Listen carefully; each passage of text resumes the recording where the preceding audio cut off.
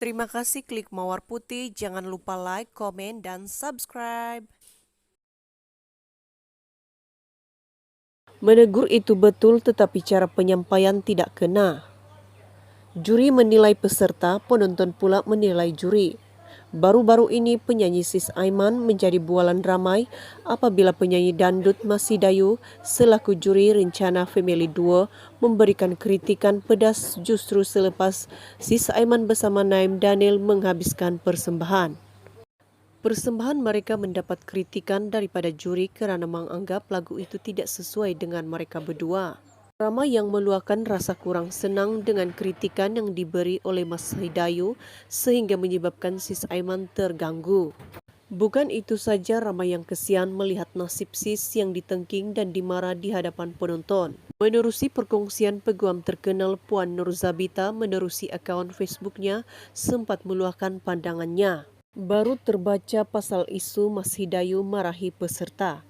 Saya cari dan tonton video tersebut. Pada saya menegur itu betul tetapi cara penyampaiannya memang tidak kena. Terutamanya bila ditonton oleh kalayak ramai mata yang memandang, ramai yang menilai, dia menilai peserta dan penonton pula menilai dia. Dulu saya rasa berani itu hebat.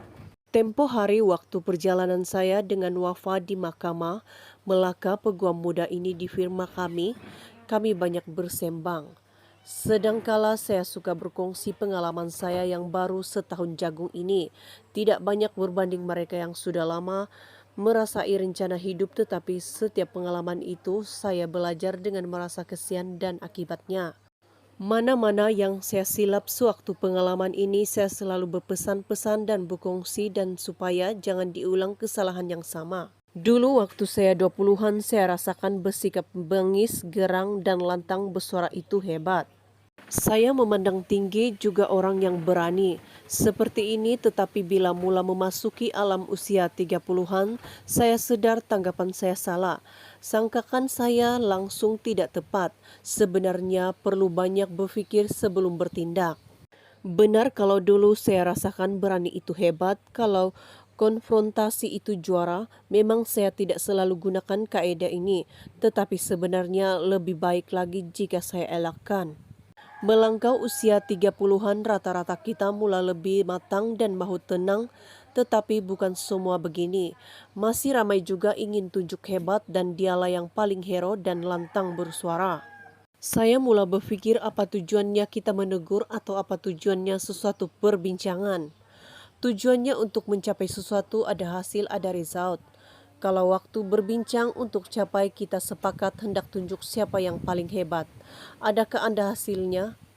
Berjaya tidak capai kita sepakat? Macam dalam situasi juri, hendaklah menegur dan betulkan tujuannya untuk melihat peserta lebih baik. Tetapi kalau menjerit dan meninggikan suara, adakah objeknya sampai? Barangkali pendapat orang berbeza, ada orang mungkin rasa approach yang kasar dan kasar lebih aktif. Ada orang lebih kepada mendapat hasil atau end result, tetapi masih memikirkan hubungan serta kesan dan akibat kesan jangka panjang. Bukan saya sahaja yang pasti, saya tidak lagi melihat mengamuk di kedai kopi sambil menjerit-jerit itu sebagai jago, ataupun memarahi peserta secara menjerit-jerit itu sebagai kaedah sepatutnya.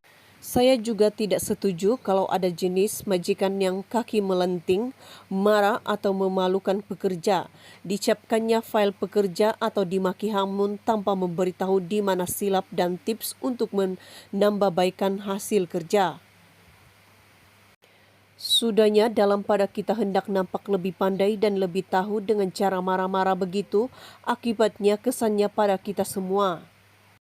Kita pula yang dinilai sebagai orang yang tidak rasional atau bukan ketua yang baik. Jadi saya tanya kepada diri saya semula, adakah secara marah, memaki itu mendatangkan kesan dan hasil yang kita mahukan?